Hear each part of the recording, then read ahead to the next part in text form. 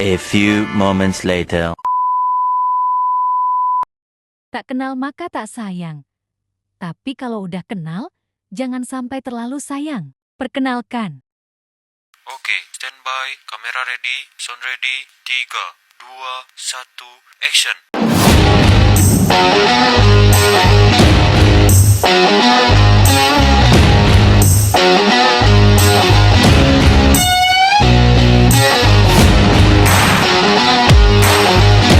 Oh my God!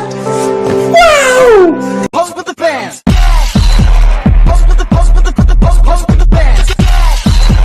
Pose with the pose with the pose with the fans. Pose with the fans.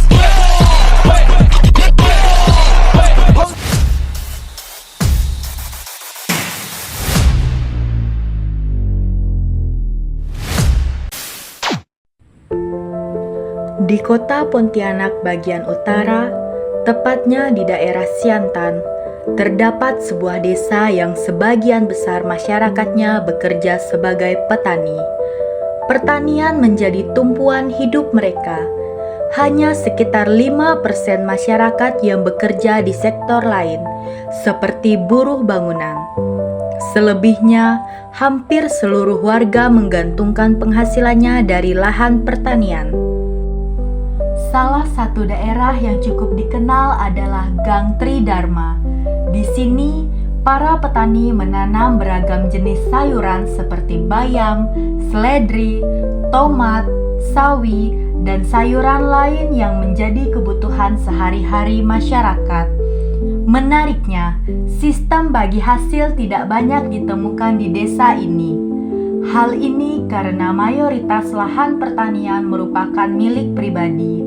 Kecuali pada saat panen, membersihkan lahan, atau mengangkat hasil pertanian, biasanya petani membutuhkan tenaga tambahan dari buruh tani. Hasil panen para petani biasanya dipasarkan ke pasar Pelamboyan atau dijual melalui tengkulak. Namun, di balik aktivitas pertanian yang terlihat sederhana ini, terdapat tantangan besar yang dihadapi masyarakat petani.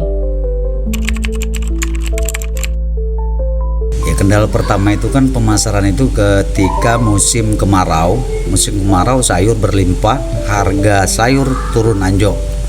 Jadi ketika musim kemarau sayur itu bahkan ada beberapa petani yang terbuang.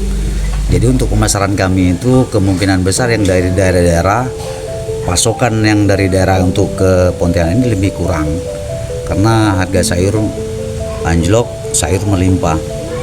Jadi saya kira seperti itulah. Kondisi ini membuat pendapatan petani sangat bergantung pada cuaca, sesuatu yang tidak dapat mereka kendalikan. Masalah lain yang sering mereka hadapi adalah ketergantungan pada tengkulak. Harga yang ditawarkan tidak selalu menguntungkan petani. Seringkali, petani terpaksa menjual hasil panennya dengan harga rendah karena tidak punya banyak pilihan.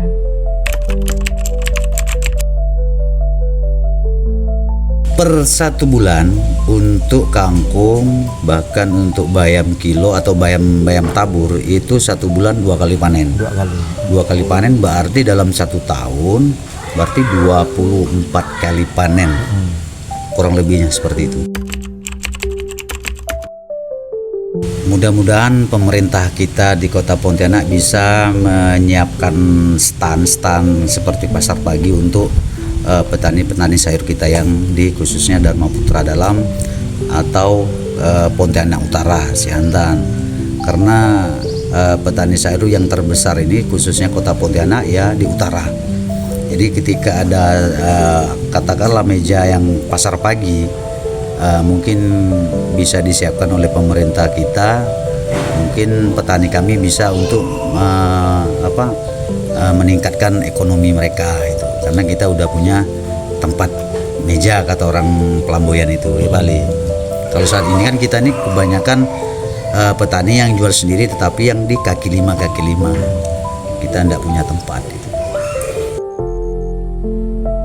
Tantangan-tantangan ini menggambarkan betapa rapuhnya kondisi perekonomian petani kecil.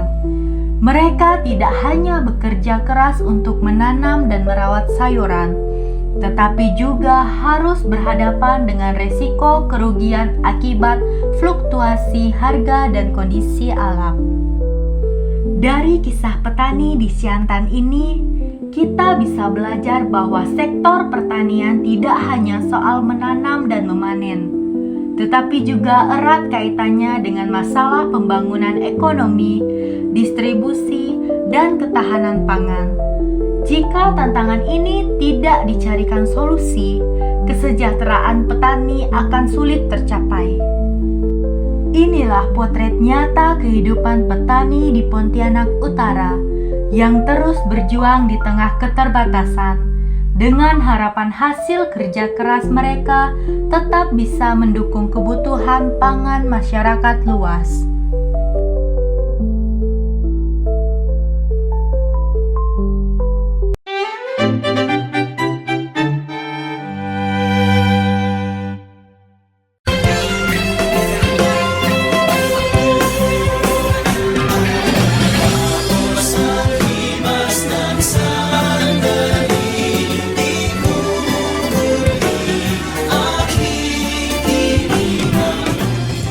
Demikian presentasi yang dapat kami sampaikan, karena dimulai maka juga akan diakhiri, karena jika diakhiri tanpa memulai, itu bukan presentasi, tapi masalah hati.